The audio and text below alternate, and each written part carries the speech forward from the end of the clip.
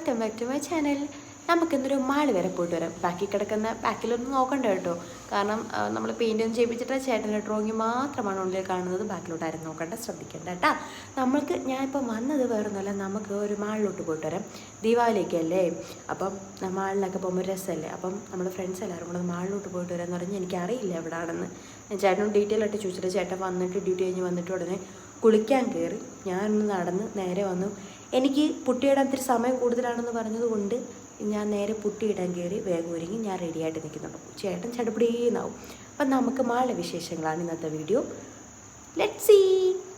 ഞങ്ങളൊരു 7:30 ആയപ്പോഴത്തേനെ ഇറങ്ങി. കുറച്ച് വഴി തെറ്റിയതുകൊണ്ട് ഞങ്ങൾ ഒരു 8:15 കഴിഞ്ഞപ്പോഴത്തേനാണ് ഞങ്ങൾ എത്തിയത്.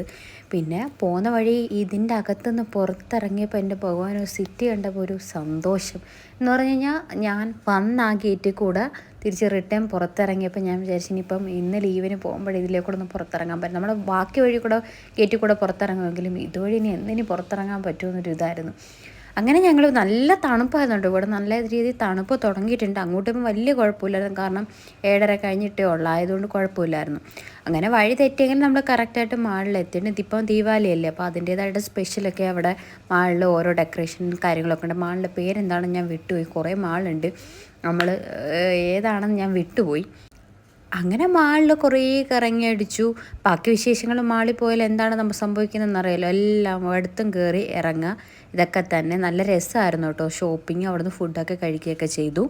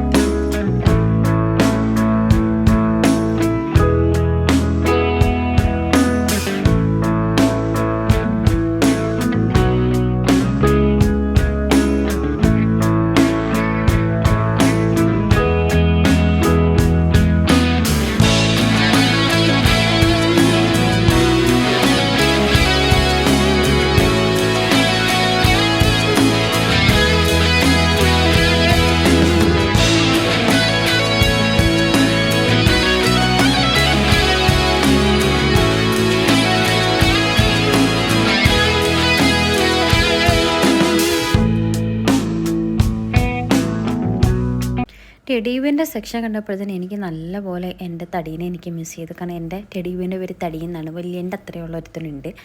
അപ്പോൾ എനിക്ക് നല്ല രീതിയിൽ മിസ് ചെയ്തു. അപ്പോൾ ഞാൻ ചേട്ടനോട് പറഞ്ഞു, ചേട്ടൻ നമുക്ക് തന്നെ കൊണ്ടുവന്നാലോ എൻ്റെ ടെഡിബിയറിനെ. അപ്പോൾ പറഞ്ഞ ചേട്ടൻ പറഞ്ഞു ഇനി അതിൻ്റെയും കൂടെ കുറവും കൂടി ഉള്ളൂ ഇനി ഇല്ലാത്തതെന്ന് പറഞ്ഞിട്ട് കളിയാക്കി വിട്ടു.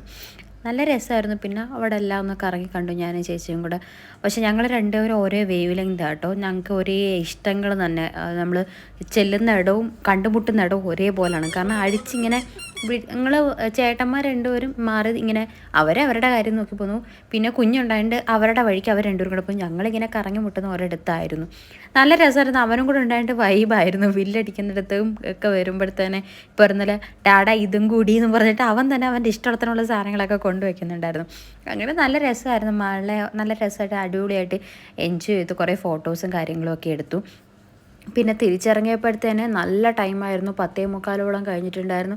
തിരിച്ച് വന്നപ്പോഴത്തേനൊക്കെ ഭയങ്കര തണുപ്പെന്ന് വെച്ചാൽ ഭയങ്കര തണുപ്പ്. ഇത് കഴിഞ്ഞ വട്ടം 40 പോയപ്പോൾ സമയത്ത് ഇട്ടുന്ന ഷോളാണ് സ്കൂട്ടിയിൽ. അതിപ്പോഴാണ് വീണ്ടും ഞാൻ എടുത്തത്. പക്ഷേ ഒന്നോർത്താൽ അതിനകത്ത് കിടന്ന നല്ലതായിരുന്നു. കാരണം അതിലെ ഊപ്പാട് വന്നെ തണുത്ത് കിട്ടിയും. കാരണം ചേട്ടൻ ഫുൾ കൈ ചതിച്ചതായി ഈ മനുഷ്യൻ എന്നെ. കാരണം തണുപ്പായിരിക്കും എന്ന് മനുഷ്യൻ പറയാതെ എന്നെ ചതിച്ചതാണ്. ബാക്കി എന്താ പറയുന്നത്, അല്ലെങ്കിൽ ഫുൾ കൈ ഇട്ടിട്ടേ പോകത്തുള്ളൂ. നല്ല രീതിയിൽ തണുപ്പുണ്ടായിരുന്നു. പക്ഷേ ഓളൊക്കെ വെച്ച് കഴുത്തിലൊക്കെ മുടി, പിന്നെ ഹെൽമെറ്റ് ഇരിക്കുന്നുണ്ട്, ചെവിയിലെ കാറ്റടിച്ച് വിഷയമുണ്ട്. നല്ല രീതിയിൽ തണുത്ത് കോരിത്തെരിച്ച് ഒരുമാതിരി തണുപ്പായിരുന്നു.